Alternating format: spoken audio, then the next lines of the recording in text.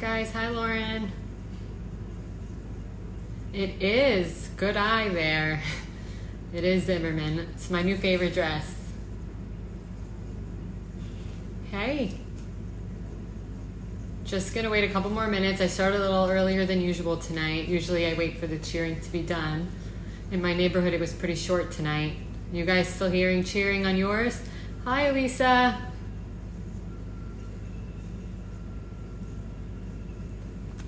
We got a lot of questions for the past 24 hours, so we have a lot to talk about today. But as you guys know, you can ask as many questions as you'd like live. I'm always going to answer them.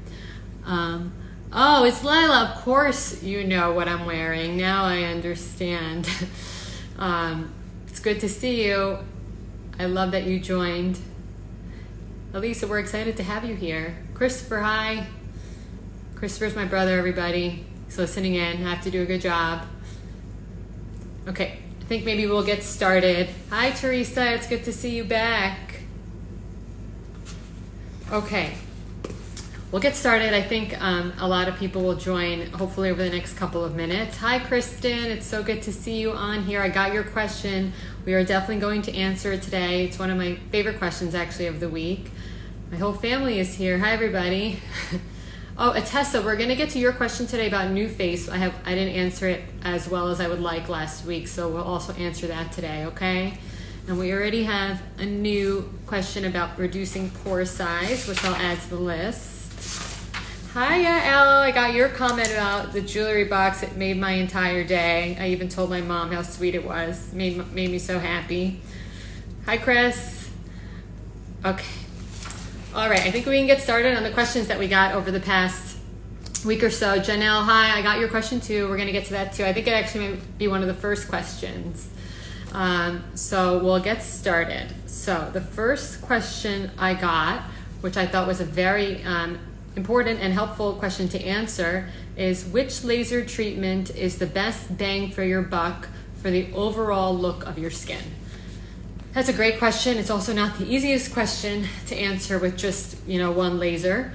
It depends what your goals are. I'm assuming based on this question, Janelle, hi. I'm assuming based on this question, you mean kind of just like the best laser or treatment that's going to give you a glow, smoothen out wrinkles and scars, and tighten up the skin.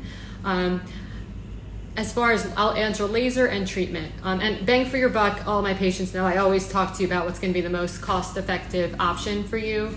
I like to work within everybody's budget, and yeah, I think that if you can do something that you get the most out of it, even though it might be more expensive, it's better to do that once than to do something less expensive 6 or 7 times. So one treatment that'll give you the best bang for your buck as far as sunspots go, pore size, and just some fine lines would be Fraxel Dual. Hands down, it's been around for a while and nothing's better so far. Bang for your buck, meaning that one's also relatively priced compared to other lasers. If you want a laser that's going to obliterate wrinkles and shrink pore size and kind of just really go for it with resurfacing, the CO2 laser is a godsend, but that one is, and I'll answer the under eye filler question as well, that one's more expensive. So if you kind of just want the most cost-effective one, I would go with the Fraxel. As far as brightening, if you don't have too many brown spots and you just want brightening and tightening and just an overall glow, what's the best bang for your buck for the overall look of your skin, which is your question? I would go with, your perception is really bad. Am I breaking up to anybody else? If I am, just let me know, all of you, so I can figure out what's going on, but hopefully I'm okay. The best answer for that is microneedling with radio frequency, either the ND-Med or the Lutronic Genius. That one, okay, Kristen, no problem. It'll be posted for you when we're all done. The best, thanks guys for letting me know that it's good. Appreciate it. Sorry, I'm just not sure. So the microneedling with radio frequency, it also softens scars, and it also smoothens out your complexion. It tightens, so we do it around the eyes and on the neck a lot, but honestly as a full face treatment, it's fantastic. It will just soften your appearance. It's personally what I actually do to help with my complexion. I feel like 2 or 3 weeks later, my skin is just glowing and smoother. It does help a little bit with pigment, but it mostly helps to thicken the collagen, rejuvenate, and kind of just give everything a nice little one of these that I'm sure we all do when we look in the mirror. That would be my answer, either the Fraxel or the ND-Med with radio frequency, as far as the one that's going to be the most cost effective with just one treatment. Again, anything that works for you is something that works for you, and when you come in for a consult, it's something I'll choose. A lot of people do need more than one treatment for most of these options, but one treatment, bang for your buck, to answer your question, either the Fraxel or the ND-Med. That would be my answer. For under eye filler, the question we just got, I think my favorite under eye filler is one called Velour. It's made by Juvederm or Allergan. I like that filler because it's soft, but it's not too soft like other fillers such as Volbella or Bellatero. I'm glad I'm not breaking up, guys. Thank you. It seems like most of the people are saying that I'm good, so I'm going to keep going. But if most of you end up saying I am breaking up, you just let me know and I'll restart this or figure out how to do that. I'm not the most tech savvy person. Okay, so under eye filler. So the goal of under eye filler is actually to replenish volume you're losing under your eyes. Under the eyes is one of the first signs on our face that show aging. So we lose volume here. The fat pads in this area basically dissolve or move down. Everything just kind of goes down.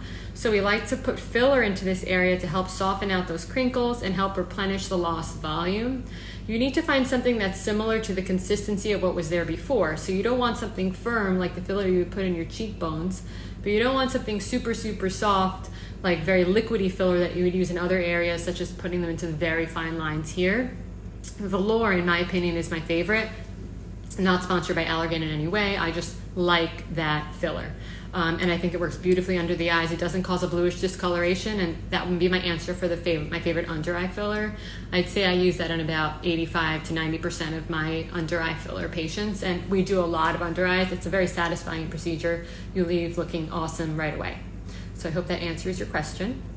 I'll go on to the next question I got over the past 24 hours. But again, for everyone who's just joining, if you have a question live, feel free to ask it. I'll either answer it right away or add it to the list of questions we have already, okay?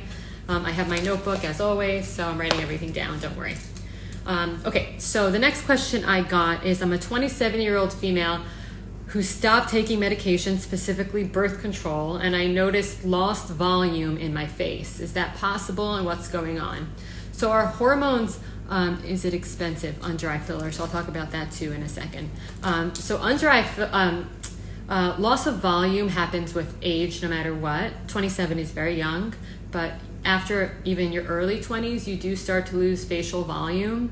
So that could be happening strictly just because of getting a little older. Our hormone levels change normally as we get older. Our melatonin levels go down, which we talked about last week, so your skin ages a little bit faster. You lose volume. If you lose weight, that definitely adds to it as well. Hormone changes in general can definitely affect facial volume, so stopping a birth control could theoretically do that, although most of the time in young patients, that's not the case. So I'm not sure how long you were on the birth control or which one you were on or how high of a dose. So that all plays into it. But yes, it could have an effect, but it's more likely the fact that, you're reaching 27, 28, 29, and that's when facial volume really does start to decrease. So probably a little bit of a mix of both to answer that question. Catherine, hi. Catherine DeGiorgio, guys, is an amazing, amazing dermatologist in Boston. Love her. I'm so happy she's on the call. Good to see you. We'll move on to the next question. Hopefully I answered the loss of volume for the birth control. The next question I got over the past 24 hours is, how many sessions do most people need for lasers to work? You guys gave me some good questions this week. They're not all straight answers. So it depends. Thanks, Catherine. It depends on the laser, what we're trying to do, and what it is that is bothering you. So for this question, I figured I'd go through a couple of different examples and give you an example of how long it would take for acne scars, how long it would take for fine lines, and which lasers do what. So if we are looking to get rid of something like little red spots, like they're called cherry angiomas. They have such a really nice name for something that's so pesky. Those are the little red spots you kind of get all over your body as you get older. They look like someone just marked you with a red pen. And they happen, skin tags, we will talk about that too, and hair removal. Oh, you asked the hair. Okay, so I'll answer about hair removal right after I finish the cherry angioma talk I just opened. So those are actually treated pretty much with one session, maybe two tops. We zap the red spot with a laser that targets red. It turns a little bit purple, or sometimes even darker than purple. And then over the following 2 weeks, it fades away. It's an incredibly satisfying procedure because it just disappears and everybody is happy. So that's an example of a laser treatment that just takes one session. For hair removal, which now, thank you for clarifying your question. I was about to go through about 10 different lasers. For hair removal, it depends on your skin type and the color of your hair. Light hair cannot be removed with lasers. Any blonde or white hair, we have not figured out yet how to laser that off. That's because the laser targets the pigment in the follicle of the hair, so you need pigment there in order to remove the hair. And so if the hair is white or blonde, the laser won't catch it.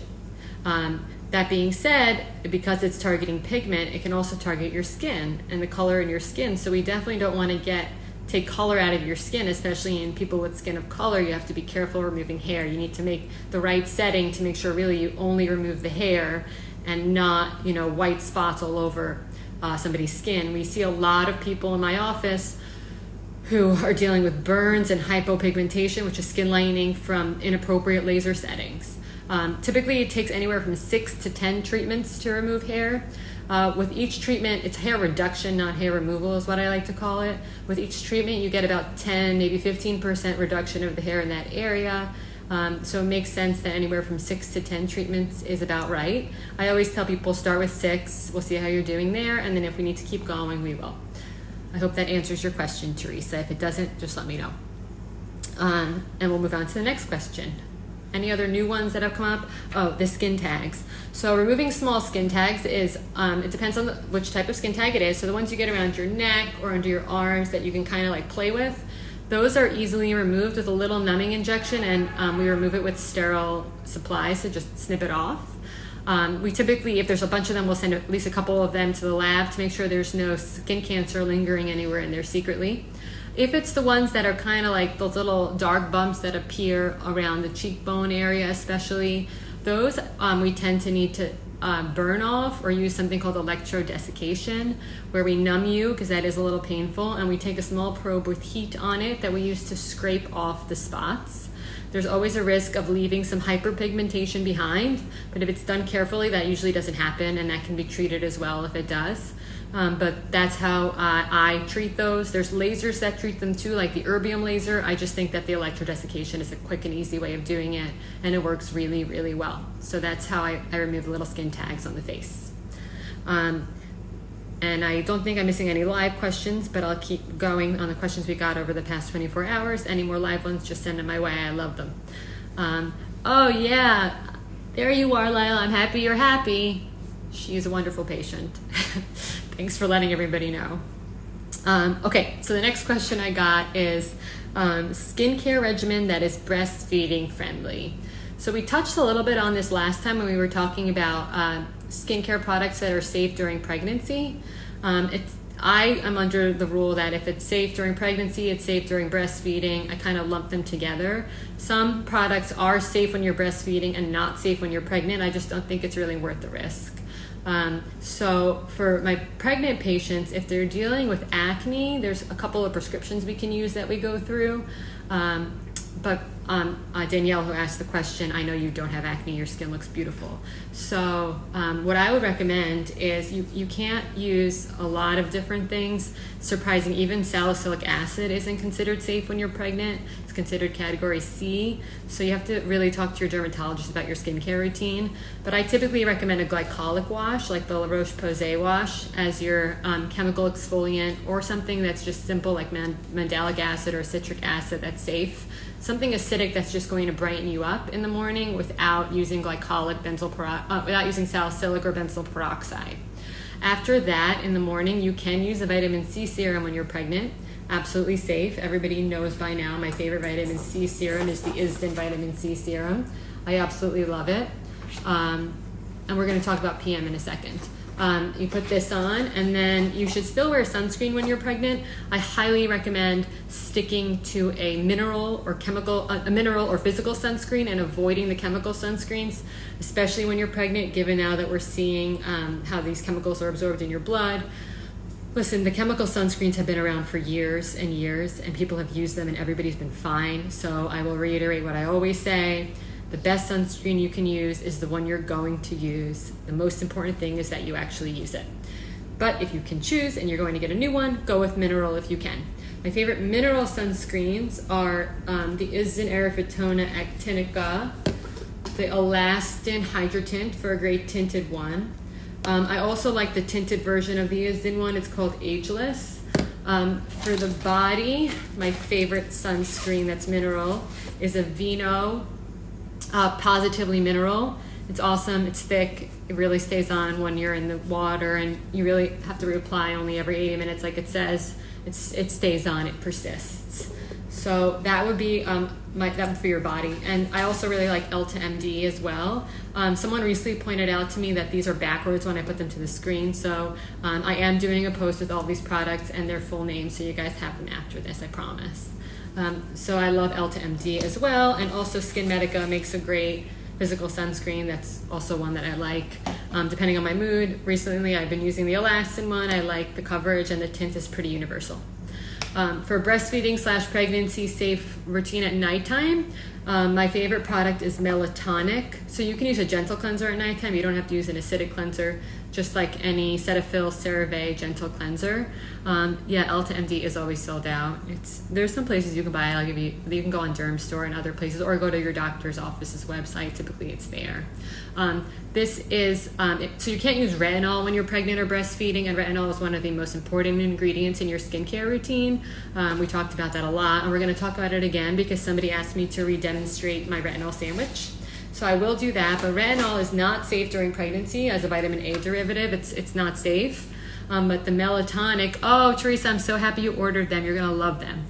This one has something in it called bakuchiol, which is a retinol-like product that's plant-based. So it has a very similar efficacy profile to retinol as far as reducing the signs of aging, brightening your skin, renewing collagen, decreasing inflammation without the retinol. It also has vitamin C in it, as well as melatonin, which you talked a little bit about last week. Melatonin topically is great for your skin, and it's very moisturizing. So especially if you're pregnant or breastfeeding, or have young kids, you probably don't have a lot of time to do 5 different steps at night. You just want to go to bed.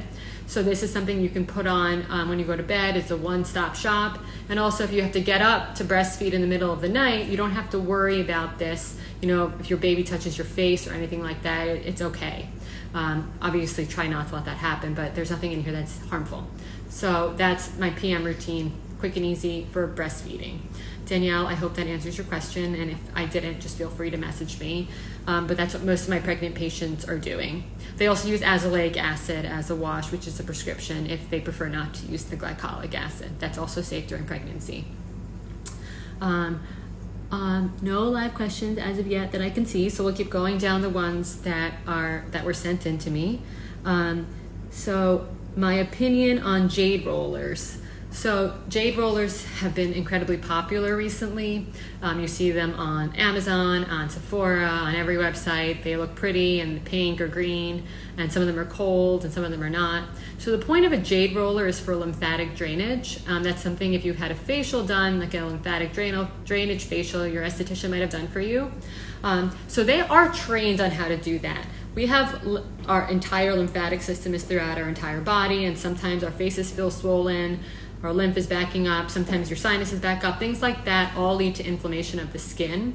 So the goal of the jade roller is to help with that puffiness, especially under the eyes. I do recommend making them cold because the cold does help a lot with decreasing puffiness. And if you can kind of learn and read online on the instructions about the best way to do it, it's definitely more effective.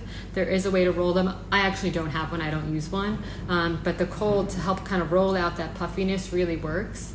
In addition to helping with puffiness, what I do think that they help a lot with is actually your complexion, the brightness of your face. If you get rid of all that inflammation and kind of stuff that's literally bogging you down, your skin does look better and tighter. So to answer the question about jade rollers, if you have one, great. put it in the fridge, use it a couple times a week. Whenever you feel puffy, you can use it. If you don't have one, there's lots of other ways to help with puffiness, like reducing your salt intake, exercising, keeping up with a good skincare routine, things like that. So they're not necessary, but they definitely help and they won't hurt. So I hope that answers your question, Kristen, although I think Kristen said she had to go. So hopefully she hears this later. Do I recommend toners? If so, what kind? I actually don't recommend toners at all. I don't think they're necessary. They're definitely a nice addition. They, like the rose ones and all of those, they help you get a nice glow.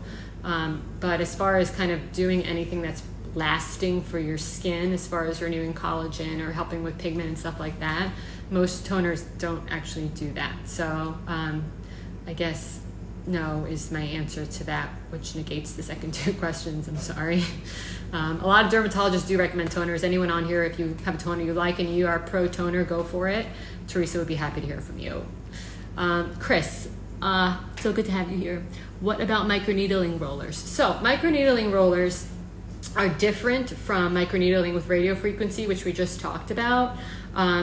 We'll talk about toner for knees and elbows. Layla, that's a great thing to bring up. I'll bring that up in a second. So microneedling rollers, like the ones you can get on Amazon, the pens, I actually did a study on this. So they do work temporarily. So if you use them and you get your face bloody and you're going at it, you have to be careful. You really can hurt yourself by doing that and you can scar. So you have to be careful. However, you will look better. Your skin will peel and you will look better for a few weeks. However, our studies show that after about 6 weeks or so, your skin kind of goes right back to baseline. So there's no lasting effect. And that makes sense because there's no energy being delivered to your collagen. There's nothing being done to really tighten the skin. What you're doing is kind of causing some trauma, so everything swells up. And then that makes you look smoother. And then everything kind of calms down and the scarring is still there. For exfoliating, that shedding is excellent for your skin, so that brightness remains. But as far as treating scars go a little deeper than you can really get with those. And scars really do need to be destroyed with some level of heat in order for it to work. Otherwise, nobody would have acne scars left because you can order those on Amazon for like $5. So they can be done safely at home, and they definitely, not bashing them because you will look good for a few weeks and that's excellent, but they're not something that leads to a permanent result. I hope that answers your question. As far as toners on knees and elbows, so some toners like the super strong salicylic toners or things like that, AHA, BHA toners, those are actually chemical exfoliants. They're not just toners, so those are great. Those help to kind of shed off dead skin. On the elbows and the knees, they help because they can soften everything up. Same way Urea cream does, so go for it. You can definitely do that. Most of my patients don't use toners because we have them on salicylic and glycolic washes every morning on a low dose, so that kind of it chemically exfoliates every day. So you don't need a toner, but if you kind of just want to use a gentle wash and then use a stronger toner with acid in it every once in a while, that's fine. How to get rid of scars caused by acne after it's gone other than microneedling? Great, so that actually leads me to the next question we got online. What is the best laser treatment for acne scarring? So treatment for acne scarring has come a really, really long way, and it's a topic I'm very excited about. A lot of my research is in wound healing and scarring. So there's lots of different lasers that work for acne, and there's different types of acne scars. Some acne scars look like just points right in. Those are the ice pick scars. Some are more wider and kind of rolling. Those are rolling scars. Some are kind of like flat little boxy circles. Those are boxcar scars. So there's lots of different scars. Some are raised. So there's different lasers to address different options. The most effective lasers today is in my opinion, the CO2 laser. That is the strongest laser that we really use for acne. That uses CO2, which is the energy it uses, or the source it uses. And that gets really deep in there. And that goes through every layer of the skin, including the top layer, so your skin is left with open wounds. We do it in a fractionated way now, which is the grid we talked about a few weeks ago, kind of like that, where we leave some skin behind so you can heal quicker than what it used to be when it was just a fully ablative laser, meaning the whole entire face skin was taken off. That forces your skin to re-heal in those destruction zones in a very regular pattern, as opposed to a haphazard pattern, which is how scars look under the skin. So it resurfaces by doing that.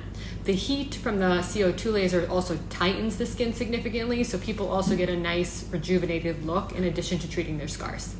If I had to answer the one most effective laser, that's what that would be. We are going to actually talk about face gym today too. I got that question from somebody else, so I'll get to that in just a second. I'll just finish up the acne scar question. That has a lot of downtime, the CO2 laser. You're healing for about 10 days and you're pink for like a month, if not more. You can be pink for up to 3 months. So you definitely need to give yourself a couple of weeks off from work to do that. I know now seems like the best time to do it, but not everybody is doing elective surgeries. So that's something you do plan for. But it is the most effective in my opinion. My favorite laser was what I was asked. My favorite laser for acne scarring is, like I said before, I love the Fraxel. The Fraxel Dual is a non-ablative laser, meaning it skips the top layer of skin and only really works on the scar skin that's underneath. It does the same thing where it skips some areas and leaves them untreated so that your skin can heal faster, so it decreases downtime. However, there's no open wounds left on the skin after this laser, so it treats the scars from the inside, and your downtime is much less. It's anywhere from 4 days to 7 days, and you're totally back to normal, the first couple of days being the worst. So most people can do this on like a Thursday night, and then they're back at work on Monday morning, and they look totally okay. So I love that laser. You have to do it more than once. You have to do it a few times, anywhere from 3 to 6 times for you to be happy to treat acne scars, depending on the severity of the acne scar. Other treatments for acne scars that also exist are erbium lasers. The halo laser is great. There's profractional lasers. There's a mix. There's hybrid lasers on the halo of doing some of the ablative and some of non-ablative. So your dermatologist will kind of pick what's best for you based on your skin color and the type of acne scars you have. But if you wanted just kind of the best laser, the most effective laser, that would be my answer. If you can't do laser because we're worried about hyperpigmentation or skin of color, I do Fraxel on skin of color, and it's safe if it's done the right way. I think it's very effective, but you can also do microneedling with the radio frequency for acne scars as well. And you can also do subcision for acne scars, where we actually remove the scars themselves in a surgical way and leave you with a different scar that mimics your normal skin better so that the scar is less visible. No cream can help get rid of scars. So for dark marks, those are not scars. So if you have brown spots or red spots left over from acne, that's hyperpigmentation or post-inflammatory erythema. So that's just actual pigment or redness left on the surface of your skin from the trauma that occurred. When I say scar, I mean textural scarring, meaning there's actual indentation or raised bump from the acne. If you just have brown marks or red marks, yeah, a laser can definitely take care of that, and it works beautifully. The 1927 wavelength on the Fraxel works. For the red spots, I like the V-beam or PDL, and I really like the XLV Plus. However, if you have just those blemishes left, and somebody did ask me about this, I'm a woman of color with acne marks on my back. How do I clear them? So similar idea, marks, not scars. So for those, there are different creams that can help lighten up those brown spots. You can use something called hydroquinone, which is a prescription that you can get from your dermatologist. And you can use that at nighttime to each of the spots. Try it out slowly. Some people get irritated by it, but you can work your way up to every night. You can even work your way up to twice a day. Avoiding the sun is going to be the best thing you can do to lighten those marks. Every time the sun hits one of those marks, it will get darker and it will stay there for longer. So remember that. Sunscreen all the time. And there's other products that don't have hydroquinone in them, like kojic acid or tranexamic acid. Those are all products that definitely help lighten dark marks caused from scarring or from acne or from the sun.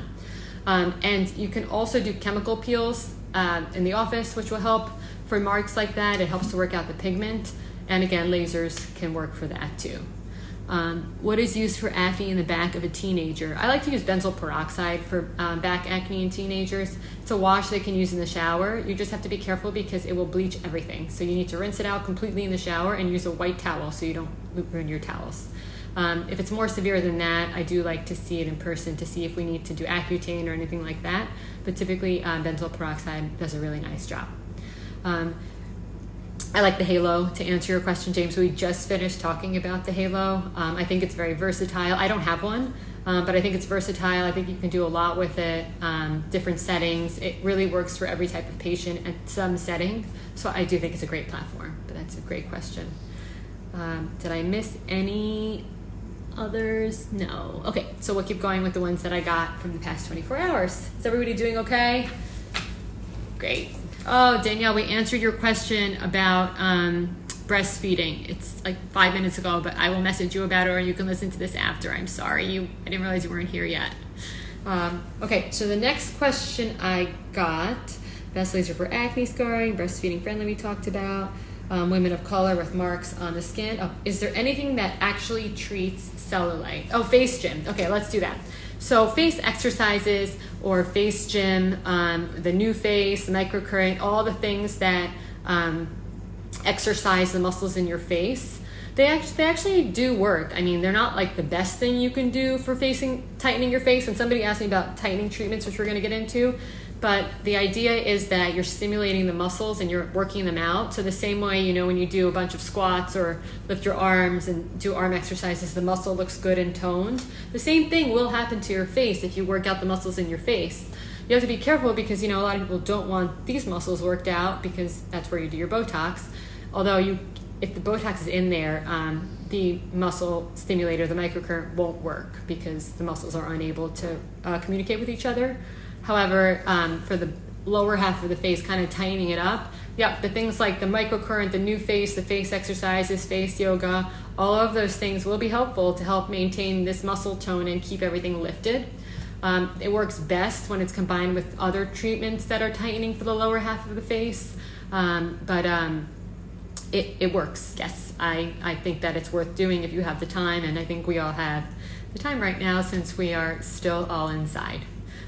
When do you do cool sculpting versus liposuction? I did not already address it, and I will. So it depends on the patient. Both patients really are only candidates if you're fit with just pockets of fat that are stubborn that you can't get rid of. So a lot of the time it's the love handles, back of the arms, inner thighs, saddlebags, all of those. We are doing telemed. All of those areas, those stubborn pockets, do very well with liposuction and with cool sculpting or true sculpting. It depends on the goal. So if you want to get rid of all of the fat or the majority of the fat or almost all of it, liposuction is the better option. Cool sculpting will only get rid of about 20% of the fat per treatment. And the results don't kick in right away. We kill the fat, but it takes your body. Hi, Tiff. Oh, I'm so happy you're here. We're just talking about liposuction, so you joined at the perfect time. Tiffany, guys, is also an amazing dermatologist. I'm so happy she's here. So liposuction, we actually go in there. So the way it works is it's called tumescent liposuction. So basically we flood the area with a numbing solution that has liquid fluid in it as well, saline or whatever we decide to use in your case. And that protects what's underneath, but also numbs the entire area.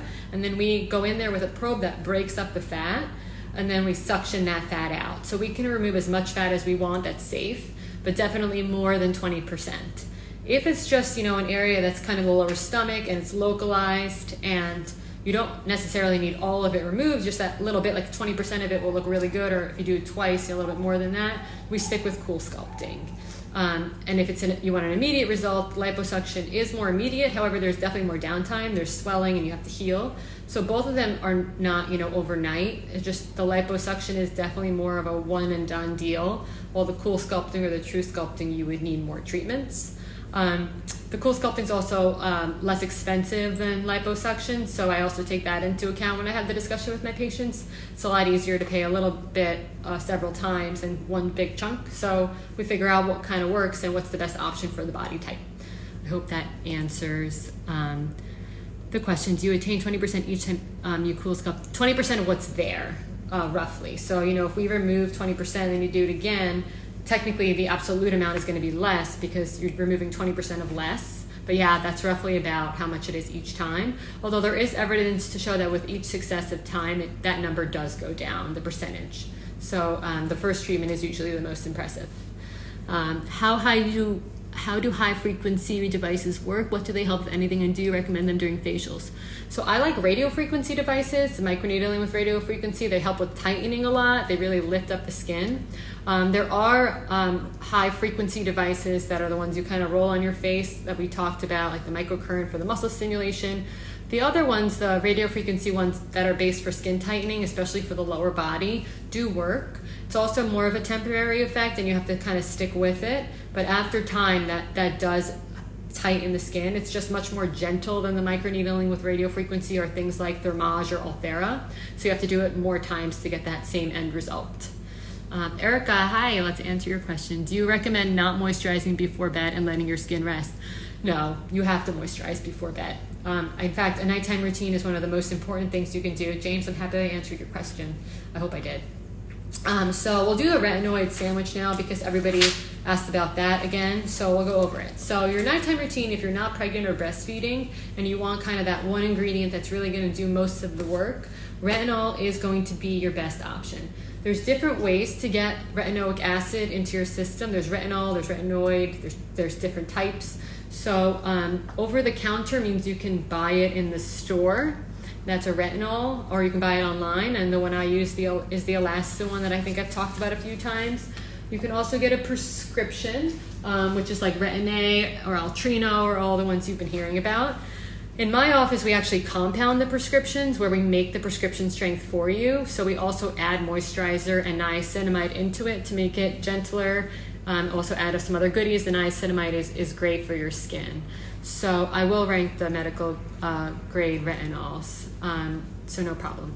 So what you would do at nighttime is you wash your face with a gentle wash, and you don't want to put a retinol immediately on just wash the skin.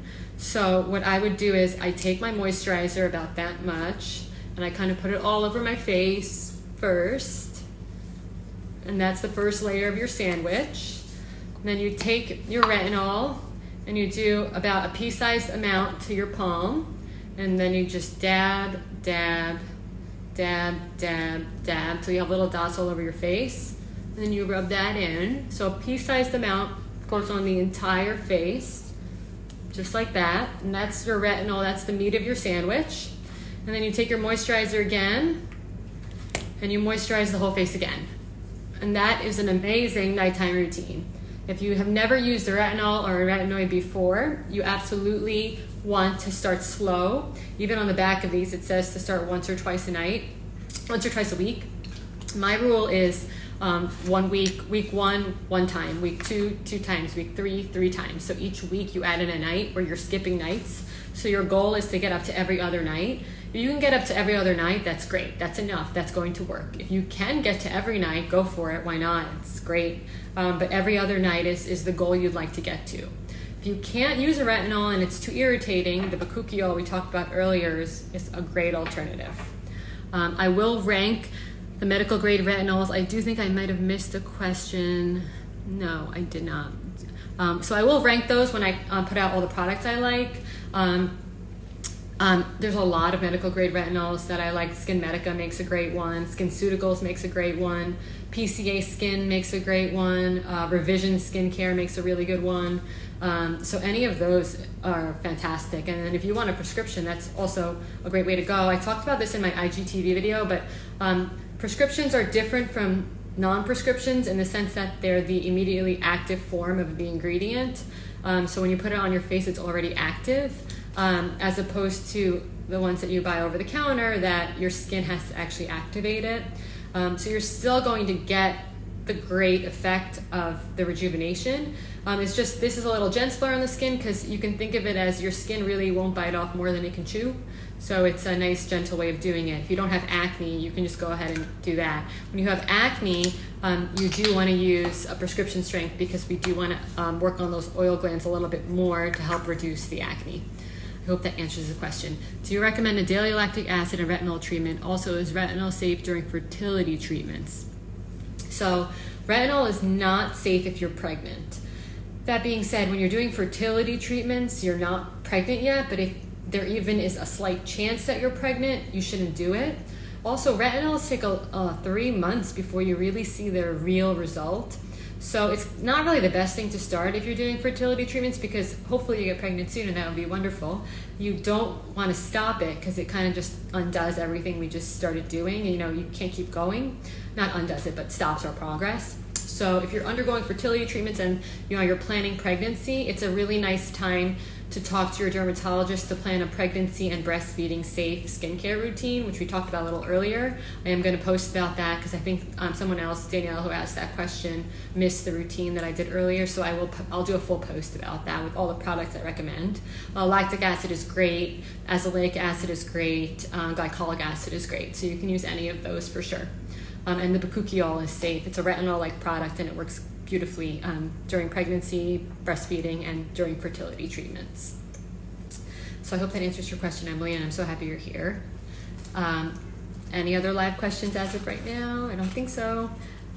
Of course, it's okay, Danielle. I will definitely do a post just for you. I'll even tag you in it. Don't worry. I wish I had waited. I thought you were already on the call. What order should you layer hyaluronic acid, vitamin C, and moisturizer? Great, because I also got a question that says, how do you apply hyaluronic acid, AHA, BHA, vitamin C serum, and moisturizer?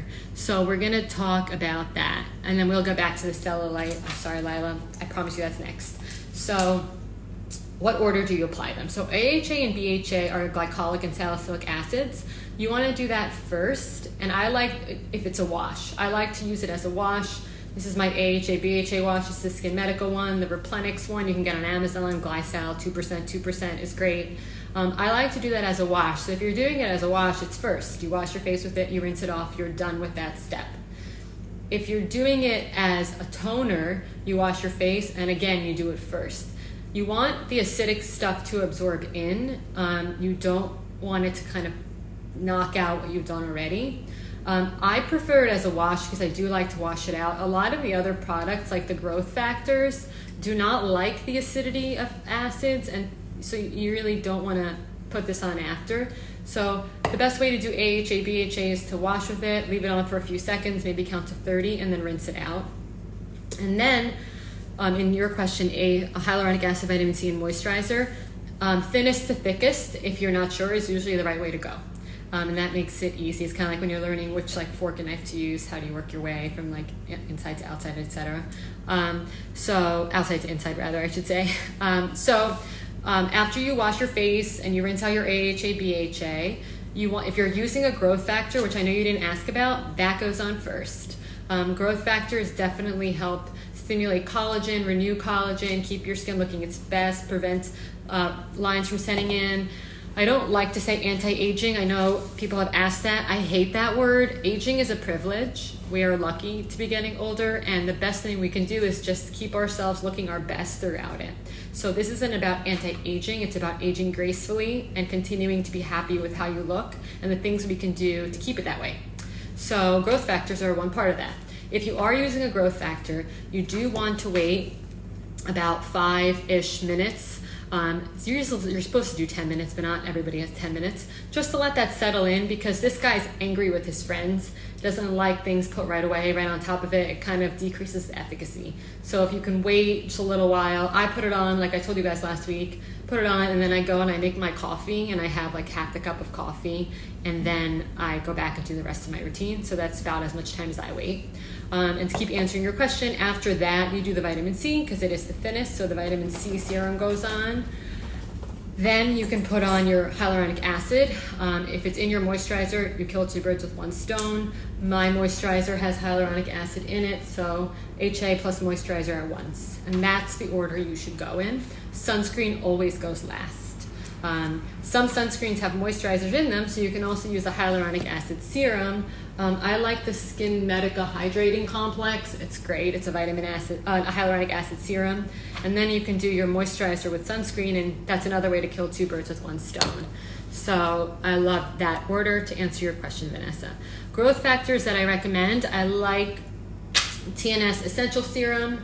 I like Neocutis's peptide serum or growth factor serum, and I like, where is it? The Elastin Restorative Complex as well. So all of those are growth factors that I love. Any of the three, you can't go wrong. to answer that question. If I missed any questions, please send them. Is 20s too early to start using growth factors? No, it's not. There's no too early time to start using them. Your skin doesn't get hooked on them. They really only help your own kind of body work in a way to keep your skin looking fresh and young. However, they are expensive. So if you're 20 years old, you probably don't need to be using it yet. It's not going to hurt you, but your body is doing plenty to keep your skin looking young. You still have all of the goodies in your skin that you start to lose as you get older. So you might not really need to be spending on it, but it won't hurt you. I hope that answers that question. Only to be used in the morning. I usually only use them in the morning because I use a retinol every night. However, if on the nights and you don't want to use those together, on the nights you're not using a retinol, you can go ahead and use your growth factor again. That's totally okay. Late 20s, go for it. If you have elasticity concerns, growth factor is for you. Lila, I will not put your question off any longer. So treatment for cellulite. So yes, there are treatments that work for cellulite. A lot of them don't work. The ones that do work well, but I wish they worked better. And there's a few different treatments we can do for that. So we also touched a little bit on this last week. Natalie, yay, retinoid sandwich. So we just did it. So for Lila, cellulite. So cellulite is hormonally mediated. It's estrogen mediated. Weirdly, women only get cellulite. And it doesn't matter how thin you are, if you're overweight, your body type, almost everybody has it after puberty when our estrogen levels change. You can even think about the thinnest or the most overweight man and he probably doesn't have cellulite. It's really estrogen mediated. So after things like pregnancy, it can get worse, it can change. After puberty, usually is when it kicks in. And treatments that we do for it. So we did a study recently on Sculptra where we inject a filler into the dimples. That's a biostimulatory filler, and that helps to smoothen it out, and it worked beautifully. I also did another study recently with an injectable that dissolves the bands. So cellulite is basically fibrous bands that are tethering the skin down, and the fat you're seeing is kind of like puckering through because of those bands. So this injection dissolves those bands to smoothen out the overall appearance. It worked incredibly well in the buttocks, but it did not work well in the back of the thighs. So the back of the thighs, nothing really works very well at all except for the Sculptra injections. Those seem to work nicely.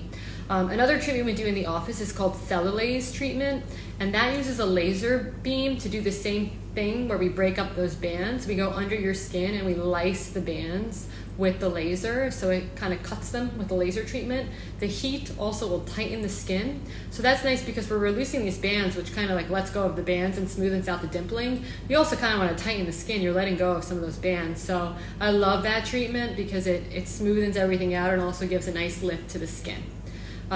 Those are my treatments that I think work for cellulite. Selfina also works, although I'm less impressed with it. Those creams don't work. Don't buy cellulite cream. Doesn't really work. There are some creams that cause a little bit of inflammation, so it smoothens everything out because you get a little puffy, kind of like when you have acne scars or wrinkles and you wake up in the morning and you're a little swollen and the wrinkles are gone, which we all love. Well, you can do that and kind of smoothen it out that way. There's one at Sephora. It's like an orange one. I don't have it here, but I have it in my bathroom. It's called Brazilian Bum Bum Cream. That works. I mean, you put it on, it tingles a little, and then you get a little swollen. So for a couple of hours, everything looks nice and smooth, goes away. But hey, it works, and it's much less expensive than doing some of those treatments. So if you just kind of want like a quick fix for a beach day, go for it. I think it works beautifully. Hope that answers your question. Good. Yes, thanks. Okay, so we'll keep going with the questions I got over the past 24 hours. And again, keep sending the live questions. I love everybody's interaction today. It's a ton of fun. We talked about acne scarring. We talked about cellulite. The order. The retinoid sandwich, we just did it again. So I'm really glad you guys like it. And Style she wrote, thank you. I'm so happy you woke up with a glow after trying the sandwich. That made me so happy to see that answer to my question. Will the Ulthera work on minor skin laxity, not stretch marks, but minor skin laxity after pregnancy? So we see a lot of women who come in with some loose skin around the belly after pregnancy. This is something you definitely want to be evaluated for. Ulthera and Thermage do work very nicely for mild laxity in that area. It's very impressive. It does work. It helps to tighten up the skin if it's just loose skin and not really fat, and bring you back to looking more like what your skin did before pregnancy. It's a really rewarding treatment. I love doing it. The ThermiTite also works really nicely in that area. It's a little bit more invasive, so it's for a little bit more laxity than just very mild, maybe mild to moderate. If you have severe laxity in the area, don't do these treatments. You need a surgery that requires more of a tummy tuck. When it's incredibly lax, the Ulthera will still tighten it to some degree, as will the ThermiTite or the Thermage, but it won't make you happy enough to justify that 2 hours it takes to do the procedure and the cost and all that. If it's severe laxity, you're best off just doing the surgery.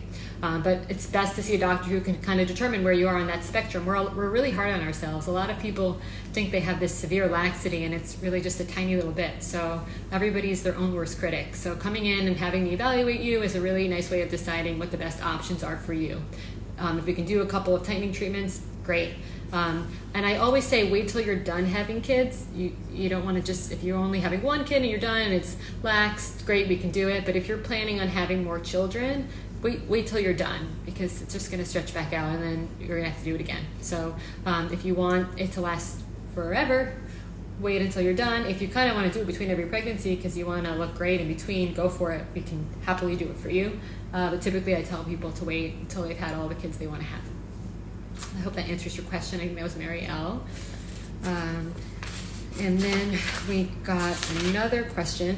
What is my, great. Take care, enjoy dinner, Al. I'm so happy you were able to see us. Yay. Say hi to Harvey. Okay, so my opinion on cosmetic surgery. What is your opinion on cosmetic surgery? Very positive. I love cosmetic surgery. I think it's great. I think surgeries that can help you feel better about yourself and make you look more like yourself or how you see yourself are wonderful treatments. We do things like ThermiTite to the neck, which is considered a kind of cosmetic surgery, minimally invasive. I don't do facelifts, but facelifts, things like that. My goal is to start treating you early so that you don't ever need a facelift. Things like tightening treatments, CO2 lasers, ThermiTite, Thermage, microneedling with radio frequency, Fraxel. We have 30 plus, 40 plus lasers in our office and devices. Body contouring to help minimize fat and to help tighten the skin. All of those things are less invasive than cosmetic surgery because they're non-invasive, but they do work. So doing those earlier is usually better. But I'm very honest with my patients. If you come in and I think you need a facelift, I think that whatever I'm going to do isn't really going to make you happy, I'll tell you that. And I'm very supportive of that, because if that's what you need and that's going to make you happy and have you reach the goals that your goals, then yeah, cosmetic surgery is great. I have a whole slew of people I can recommend if it's something I don't do. Upper eyelid surgery is something we do, like upper blepharoplasties to help with that hooding, lower blepharoplasties. There's lots of things that work gorgeously. So I'm a big fan of cosmetic surgery, to answer your question. I think we had one more question that I got in the past 24 hours. And then if you guys have any more live questions, I think we have about 5 minutes left before our Instagram cuts us off. So send them now. Yes, I did get one last question. So we did also touch on this a little bit a couple of weeks ago. And we talked about hair loss. I think I got about 3 people this week asking me about hair loss. Like we said last week, we're in prime time for hair loss. So hair loss happens because it's something called telogen effluvium. I don't know if we have enough time to get into the whole anatomy of it like we did last week, but essentially you have all your hairs in different life phases for the population on your head. And most of your hairs are sitting in their middle age phase, but when you get super stressed, like having a baby or putting into quarantine and thinking that the whole world is going to end from this virus, that's very stressful. So a lot of those middle age hairs prematurely age and head into old age. And old age hairs on your head, which is called telogen hairs, they only last 3 months. So usually about 2 to 4 months after a stressful event, anybody who's had a baby can relate, you lose a lot of your hair, up to 30% of your hair. And that's what's happening to people right now, because that's where we are after this whole corona stress. So that's why a lot of people are losing their hair. To top, springtime is a very popular time to lose your hair. Just like, snakes lose their skin in warmer weather, a lot of animals shed in warmer weather, so do we. We lose our hair in warmer weather. So, in the fall too, we actually lose our hair. So you're also shedding because of the springtime. Luckily, both of those reasons for hair loss are temporary and they'll fix themselves. I do recommend taking a supplement called Nutrafol, which gives your hair a lot of the vitamins it needs to stay strong and healthy, while also countering some of the stress hormones that lead to increased hair loss. So that's one of the best things you can do. I also have been you can treat a lot of people with what's called PRP injections, which is when we inject PRP, platelet-rich plasma. We gather that from your blood and some special equipment that we have that we add to it. Then we inject that into the scalp. That awakens the hairs that have kind of gone, they died, they were old age, they died, and now you have these baby hairs. It stimulates the hairs to be reborn and feeds the hairs that are already on your scalp to keep growing and hold on to them. So we do a lot of that as well to help with this issue. Hair loss is a big deal. I know one of my questions, actually, somebody said I feel silly about it. You shouldn't feel silly about it. Your hair is a large part of who you are. And a lot of women, it defines our femininity. And in men, losing your hair, it's not fun. Nobody wants to lose their hair. So it's definitely something that's important to talk about. And there's a lot of stuff we can do to help with that. So I don't think it's silly at all. I completely understand. That was the last question I got over the past 24 hours. Somebody had just asked the question, and I'm not sure I can see it. Let me see. Oh, dry lips. We all have dry lips now. So we're wearing these masks, and it's not the actual mask that's drying you out, but you're wearing this mask all day and you're breathing into it. And think about what happens if you blow air on something. Like it gets dry, it dries up. That's evaporation, that's what happens. So you're wearing a mask and you're breathing into it, and that air is just continuously just sucking water out of your lips and drying your lips. So it's dry lips are happening because of the masks. So the best thing you can do is to keep applying chapstick or Vaseline to your lips. What I say is before you put the mask on, take one of those little Vaselines. I have one over there. I just don't want to get up. I'll probably knock the phone off or something. Those little Vaselines, they sell them at like Rite Aid at checkout or CVS. They're like tiny. Just keep one in your pocket, and before you put your mask on, coat your lips with it and then put the mask on. That'll help. Even with the breathing, it'll help your lips retain water inside so that they don't dry out, and it'll prevent that chapped feeling. That's a very, very common complaint we're seeing, along with the dry hands, which we've talked about the past couple of weeks. So that's a great question, and I hope that answers your question. If you want extra bonus points, then get a chapstick with sunscreen in it. We have them at our office. They're amazing. We have even a marshmallow flavor. It tastes delicious. And there's SPF in there, so that when you do take your mask off, if you're outside, you're protecting your lips from the sun as well. Any other questions tonight, guys? We answered a lot. I think we went through like 15 or 16 questions. I don't think I missed any from the ones that were sent in, but if I did, please tell me. Oh, I did. Sunscreen sprays versus lotion for the body. Whatever you're going to use. We talked about this a little last week too. If you can spray it on and it's easier, go for it, spray it on. If you want the bars, this is like the sunscreen bar that you kind of just like literally just put on like a deodorant stick. Those are great too. And if you're okay with a lotion, like I said a little earlier, my favorite one is the Aveeno Positively Mineral. I also like the Elta Sport, UV Sport. You want to look for broad spectrum, meaning it covers UVA and UVB. All physical sunscreens, the mineral ones like zinc and titanium, will cover both. If you're looking at chemical sunscreens, you do want to make sure it says broad spectrum to make sure you're getting protection from both UVA and UVB. So I hope that answers that question. And I think that does answer all of the questions I got over the past 24 hours. Are there any last minute questions live? And if not, I'll talk to you guys a little bit about what we're doing next week on Monday night. We are going to have a guest with me. And if you guys have any guests you'd like to request that I have on me with Monday night, please feel free to send them in. It'll be fun. Next week, we're going to have one of my favorite nurses who's also an expert in skincare and I think has tried more skincare products than anybody I know. Her name is Jen Schroeder, and her Instagram handle is Bomb Ass Skin. And when you see her skin, you'll see why. It's porcelain. So she's going to join me, and we're going to answer the same thing. Any questions you have about skincare, laser treatments. Jen works with me at the office, so we'll go through everything we have. I think we might actually even do it in the office potentially to show you some of the devices. So feel free over the next week or so, and when I do my Ask My Questions post, to send in questions for the both of us. And you can go ahead and follow her too. She has a lot of IGTV videos just like I do. I don't think she knows I'm saying this, so it's not a plug in any way. It's just the person who's going to be on with me next week. I hope that's okay, Jen. And this was such a fun night with you guys. If I didn't answer your questions tonight, or if I missed any questions, message me right away. I will make sure to add them to the list for next week. Have a good night. Bye, everybody.